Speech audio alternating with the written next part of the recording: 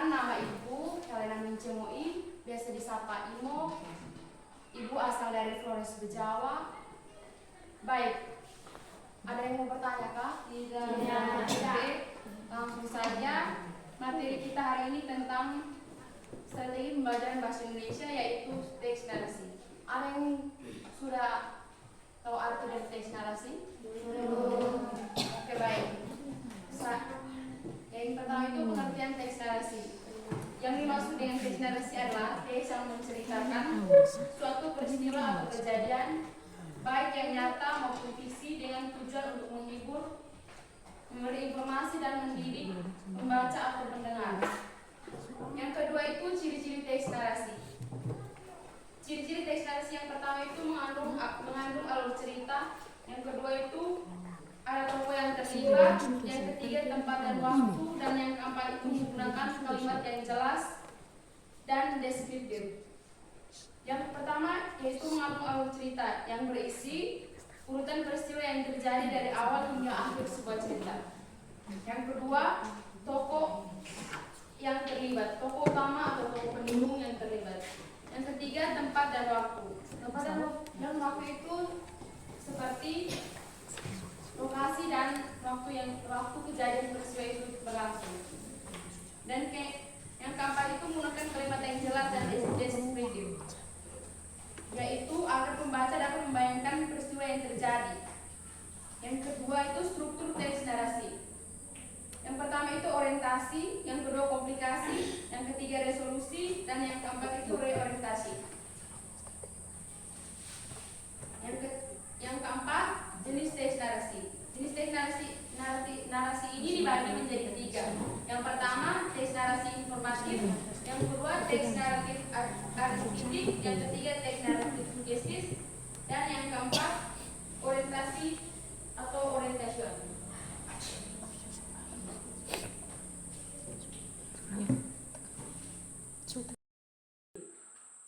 Yang kedua itu komplikasi. Yang dimaksud dengan komplikasi di sini yaitu berisi tentang pentingnya sebab kejadian dan memicu yang menimbulkan konflik antar jenis teks narasi.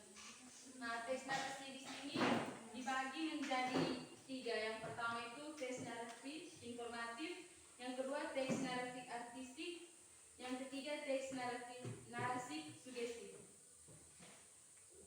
Teks jenis satu ini merupakan sebuah teks yang memiliki 4 bagian utama, yaitu orientasi, komplikasi, dan resolusi. Yang dimaksud dengan orientasi di sini yaitu tahap pengenalan cerita. Di sini penulis memberikan berbagai informasi detail mengenai tokoh-tokoh yang terlibat, latar belakang, dan tempat maupun waktu. Yang kedua itu komplikasi. Komplikasi di sini yang dimaksud dengan komplikasi itu tahap penggambaran yang berisi awal mula dari masalah atau konflik dalam cerita. Kemudian ada juga reaksi dari berbagai sumber. Yang ketiga itu resolusi. Resolusi yaitu pemecahan masalah. Lebih berfokus pada pemecahan masalah.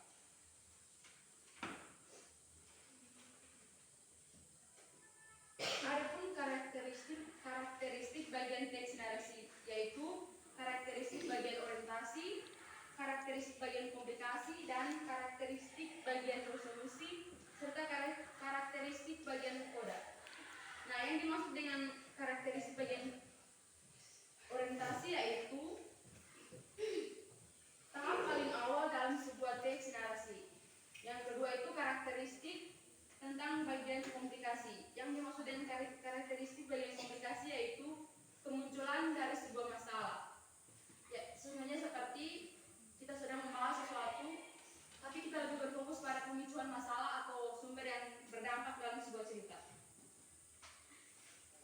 Yang ketiga itu karakteristik bagian resolusi. Yang dimaksud dengan karakteristik bagian resolusi itu lebih berfokus pada sumber atau untuk cara mengatasi masalah yang sedang dilanda atau masalah yang sedang kita hadapi. Yang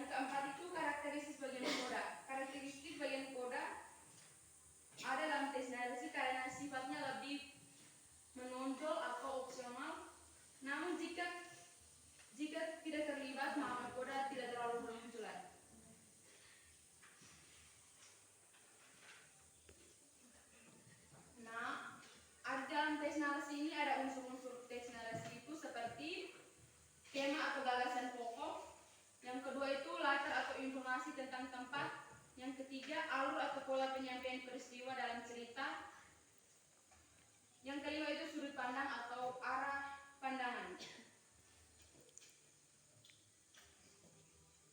Adapun jenis-jenis deklarasi itu, yang pertama narasi eksposisi, yang kedua narasi arsitik, yang ketiga narasi sugestif.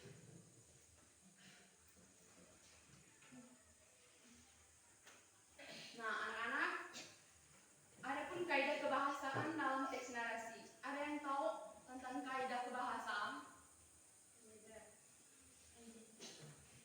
Nah, baik. Di dalam kaidah juga menunjukkan berbagai macam kaidah kebahasaan. Yang pertama itu menggunakan penunjuk waktu yang mengarah pada masa lalu atau telah lewat.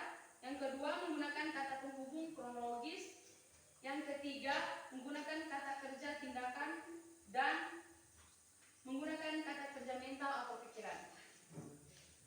Nah, materi yang terakhir itu tentang langkah-langkah menulis karya narasi. Yang pertama